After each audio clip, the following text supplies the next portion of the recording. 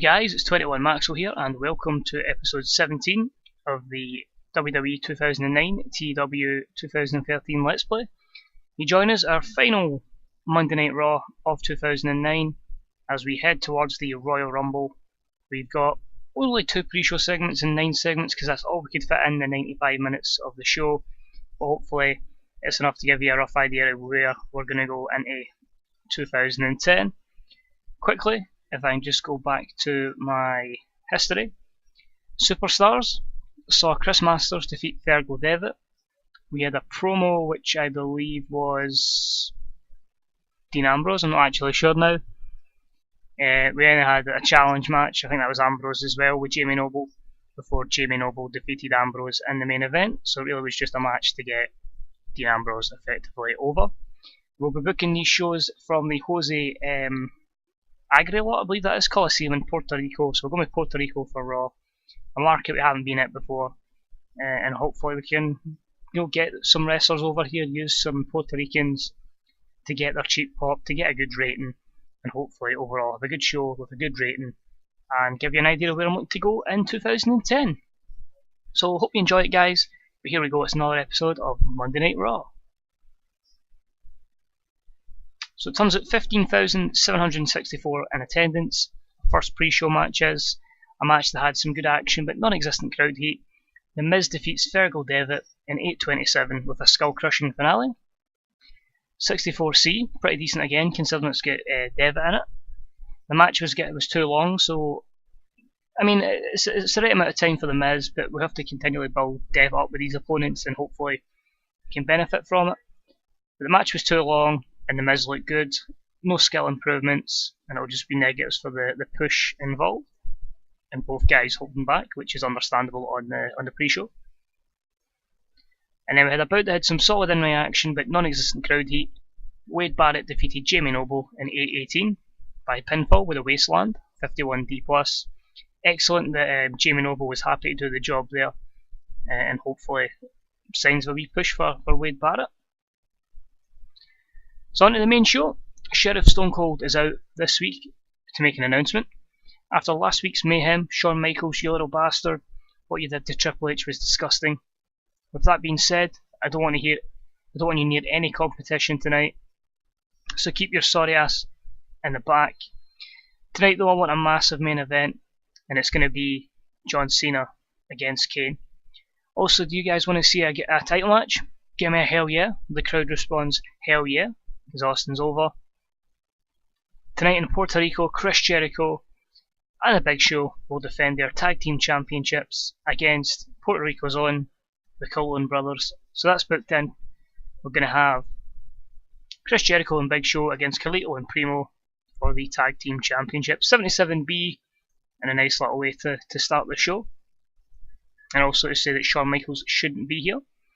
We start off straight away with that tag match, and a bout that featured great action and a good crowd. Jerry Show defeated the Colones in 14:02 when the Big Show defeated Carlito with a knockout punch. Jerry Show make defense number 4 of their World Tag Team titles. 79B, great match up there. Hopefully a match that can help Primo and Carlito as well.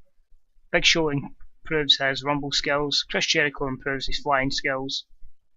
And overall a very good match there, which could have been so much better as well. But I mean, delighted with the guys, great opener to start the show.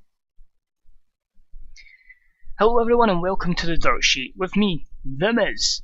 I'm claiming the rights to this show, so good luck John Morrison.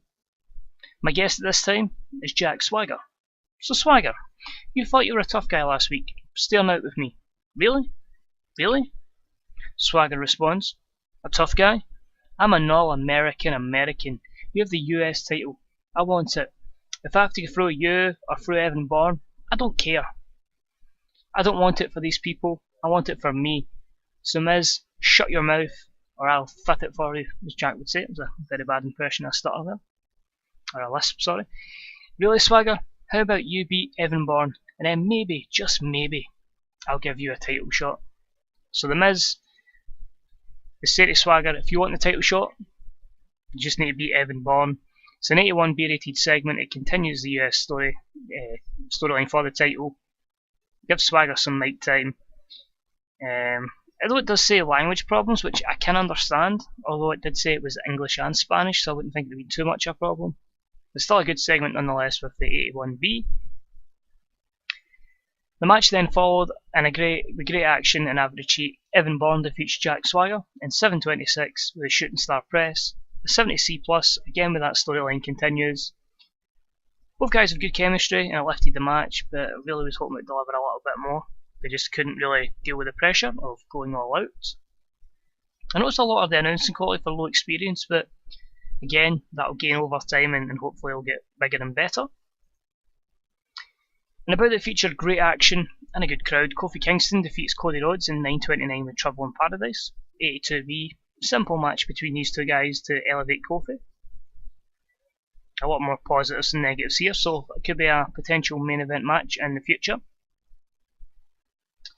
And about the featured great action and great heat from the audience. Booker T defeated Randy Orton in 11:09 by pinfall with the axe kick following interference from Kofi Kingston.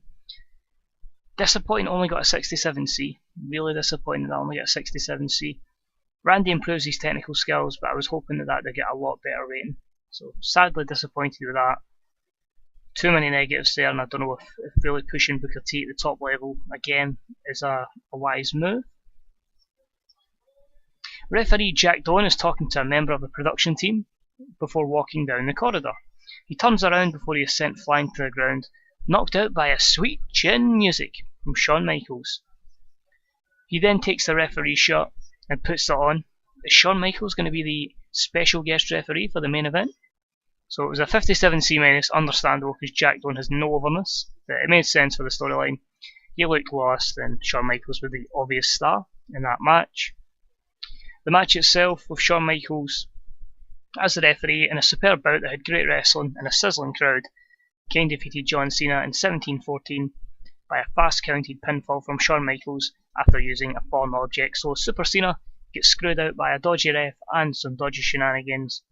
80B, it just shows that Kane and Shawn Michaels are running the ship. They're even getting advantage of Cena because Triple H is out injured or he's been written off.